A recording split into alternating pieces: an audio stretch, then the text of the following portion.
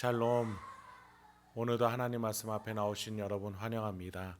우리 함께 기도하도록 하겠습니다. 하나님, 오늘도 우리에게 귀한 하나님의 말씀 주시니 감사합니다. 오늘도 말씀을 듣고 하나님의 자녀답게 살아갈 수 있도록, 주여 명예로운 삶을 살아갈 수 있도록 힘과 용기와 지혜를 허락하여 주시옵소서. 이 모든 말씀은 예수님의 이름으로 기도했습니다. 아멘. 오늘 함께 살펴볼 말씀은 마태복음 6장 5절에서 15절입니다. 마태복음 6장 5절에서 15절까지 함께 살펴보도록 하겠습니다. 예수님이라는 신은 이 땅 중에서 가장 낮은 하류층으로 오셨습니다. 인간이 어떠한 가진 것이 없을지라도 하나님의 가족이 될 수 있다라는 놀라운 하나님의 허용, 이 복음을 소개하기 위해서 그 위치로 오신 겁니다. 하류층과 같은 인간으로서 하나님의 자녀가 된 실제의 모습을 예수님은 보여주고자 하셨던 겁니다. 그렇게 예수님은 그 낮은 곳에서 우리에게 말씀하시는 거예요. 나와 같이 가진 것이 없을지라도 하나님의 가족이 함께 되자고 말이죠. 믿음만 있으면 된다라고 하시는 겁니다. 그것에는 어떠한 풍성한 지식도 필요 없고 깊은 수준의 고행도 필요가 없습니다. 특권층에게만 허락된 것도 아닙니다. 내가 가진 것이 없음을 고백하고 하나님께로 나오면은, 이 믿음만 가지고 있으면은 하나님의 가족이 될 수 있다라고 예수님은 복음을 전해 주신 거죠. 그러니까 반면에 그 당시 유대 사회에서는 하나님의 말씀을 가졌음에도 불구하고 그 하나님의 본심과 진심을 무시한 채로 여전히 자신의 고행과 수행, 종교적인 높음을 가지고 천국에 가려고 했던 자들이 있었습니다. 예수님은 그런 자들을 외식하는 자다라고 말씀하셨죠. 자신이 실제적으로 영적으로는 가진 것 하나 없음에도 불구하고, 죄인이 뿐임에도 불구하고 종교적 수준을 가졌다라는 것 하나만으로 가면을 쓴 채로 살아가는 자들을 말하는 것입니다. 예수님은 그들이 기도할 때에도 어떤 가면을 쓰는지 말씀하면서 지적하고자 하십니다. 5, 6절입니다. 또 너희는 기도할 때에 외식하는 자와 같이 하지 말라. 그들은 사람에게 보이려고 회당과 큰 거리 어귀에 서서 기도하기를 좋아하느니라. 내가 진실로 너희에게 이르노니 그들은 자기 상을 이미 받았느니라. 너는 기도할 때에 내 골방에 들어가 문을 닫고 은밀한 중에 계신 내 아버지께 기도하라. 은밀한 중에 보시는 내 아버지께서 갚으시리라. 자신 안에 하나님의 사랑이 없는 자들은 그 종교성을 가지고 가면으로 만들어 자기 자신을 채웁니다. 하나님께 기도드리며 회개하는 것처럼 보이지만 결국에는 자기 자신을 다른 사람들이 보기에 종교성으로 가득한 자로 사람들에게 보이려고, 그렇게 높은 위치에 차지하려고 외식을 한다라는 겁니다. 그래서 그들이 기도하는 자리로 사람들이 오가는 많은 유동 인구가 있는 곳을 택하는 이유도 거기에 있다라는 겁니다. 예수님은 이미 그들은 사람들에게 높임을 받았으니 하나님이 높이실 것이 없다라고 하셨죠. 예수님은 하나님의 높임을 받는 기도를 하려면 사람들에게 보이지 않고 하나님과 마주할 수 있는, 독대할 수 있는, 마음에서 하나님은 진심을 찾을 수 있는, 홀로 있을 수 있는 은밀한 곳으로 가라고 하십니다. 즉 다른 사람을 보지 말고 다른 것들 계산하지 말고 하나님만 바라볼 수 있는 곳, 그곳에 가라는 겁니다. 그래야 할 때 예수님은 그렇게 말씀하십니다. 내 아버지가 갚으시리라. 여러분, 우리가 나 자신을 우상 숭배하며 나를 바라보며 하는 구제와 기도를 하게 된다면 하나님을 떠나는 꼴이 됩니다. 그러나 하나님과 아버지, 자식이라는 부모, 자식 간의 관계를 가지려면은 다른 중간에 매개체가 있어서는 안 되겠습니다. 아버지와 아들로서, 아버지와 자녀로서 1대1의 관계가 필요한 것이지 그 중간에 무엇이 필요한 것이 아니라는 것이죠.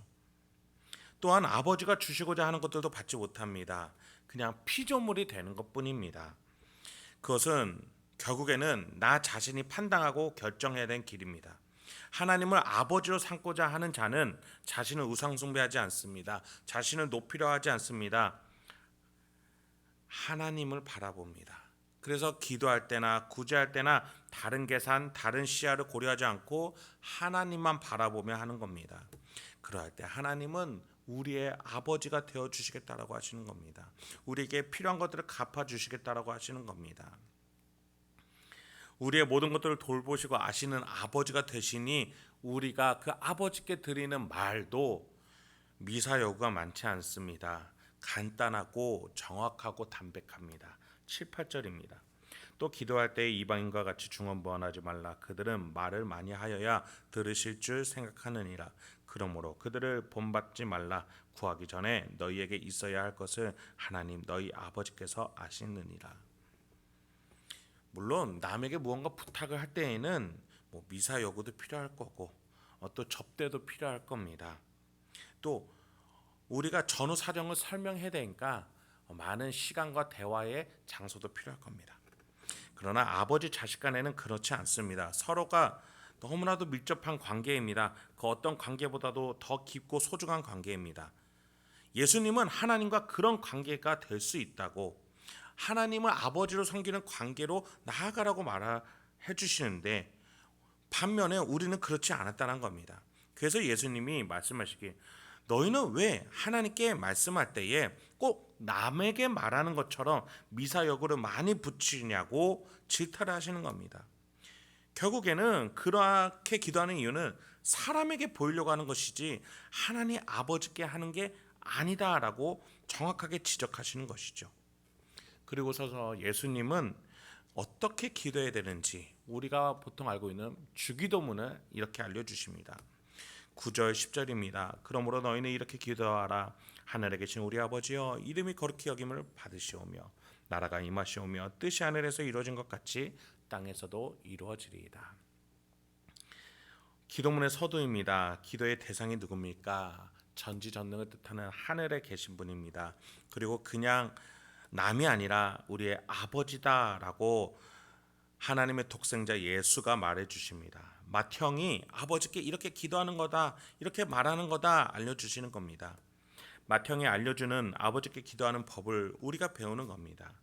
10절에서 예수는 우리의 가족의 집이, 그 천국이 이 땅에 이루어지게끔 기도하라고 합니다. 아버지가 그 나라를 이끌고 이 땅으로 오셔서 이 땅에 하나님의 집을 세우실 겁니다. 집에서 부모님이 자녀에게 필요한 모든 것들을 채우시듯이 하나님 아버지의 뜻이 우리에게 임하여서 우리의 모든 필요들을 채워주실 것입니다. 그래서 믿음으로 이 기도를 은밀하게 드리고 사람에게 보이려고 하지 아니하고 나 자신을 높이려 하지 아니하고 하나님이 주실 것을, 아버지가 주실 것을 믿음으로 이렇게 기도하라는 것이죠. 11, 12절, 13절입니다. 오늘 우리에게 일용할 양식을 주옵시고 우리가 우리에게 죄진 자를 사하여 준 것 같이 우리 죄를 사하여 주옵시고 우리를 시험에 들게 하지 마옵시고 다만 악에서 구하옵소서. 나라와 권세와 영광의 아버지께 영원히 있사옵나이다. 아멘. 우리 아버지의 집이 지금 나의 일상에 임할 수 있습니다. 그것을 위해 내가 헌신할 것이 없습니다. 자녀는 그냥 아버지의 집에 들어가면 됩니다. 아버지 집에서 마음껏 냉장고를 열어 필요한 것들을 먹고 소파에 앉아서 쉬면서 아버지가 오시면 이런저런 이야기를 나누며 아버지가 주시는 위로와 공급해 주시는 필요들을 채우면 되는 겁니다. 더 나아가 내가 잘못한 것들을 바로잡아 주시는 아버지의 그 혜택에 감사하면 되는 겁니다. 더 나아가 아버지와 함께 일하면서 함께 받게 될 시험과 고난, 영적 전쟁을 아버지와 함께 이겨내며 우리를 지켜주시는 아버지께 감사하면 되는 것입니다. 우리의 맏형이 그렇게 기도하라고, 그 기도에는 미사 여구가 필요 없다라고, 간단하고 담백하면 된다라고 말씀을 주시는 겁니다. 그래서 하나님을 대할 때에는 은밀해야 됩니다. 하나님만 바라봐야 합니다. 다른 시야를 가지려는 것은 결국 나 자신을 높이려는 겁니다. 하나님을 아버지로 믿지 못하는 겁니다. 내가 피조물 뿐이기에 하나님과 가족이 될 수 없다라는 불신앙으로 가득 찼다는 것을 증거할 뿐입니다. 그러나 우리 하나님은 우리를 피조물 뿐만 아니라 더 나아가 아들로, 자녀로, 딸로 삼아 주셨습니다. 그 믿음을 가지고 기도하시기 바랍니다. 그런 점에서 예수님은 이 기도문을 마무리 지으시면서 14, 15절과 같은 조언을 주십니다. 너희가 사람의 잘못을 용서하면 너희 하늘 아버지께서도 너희 잘못을 용서하시려니와 너희가 사람의 잘못을 용서하지 아니하면 너희 아버지께서도 너희 잘못을 용서하지 아니하시리라. 하나님과 나 타인의 관계에 대해서 조언해 주십니다.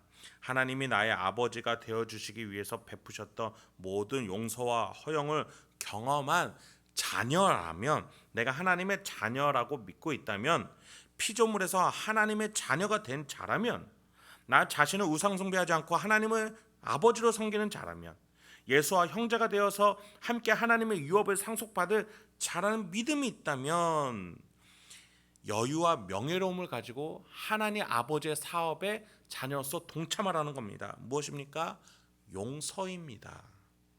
하나님은 지금도 하나님의 아버지를 믿지 못하는 이들을 용서하고 계십니다. 기다려주고 계시고 품어주고 계시고 가까이 함께하고자 하십니다. 하나님 아버지가 우리에게 그렇게 하지 않으셨습니까? 이제 그게 믿어지신다면, 그것으로 아버지로 하나님을 모셨다면 하나님 아버지의 사역에 동참을 하는 겁니다. 함께 기다리고 동행하며 용서하는 그 사역에 말이죠. 말씀을 마치겠습니다.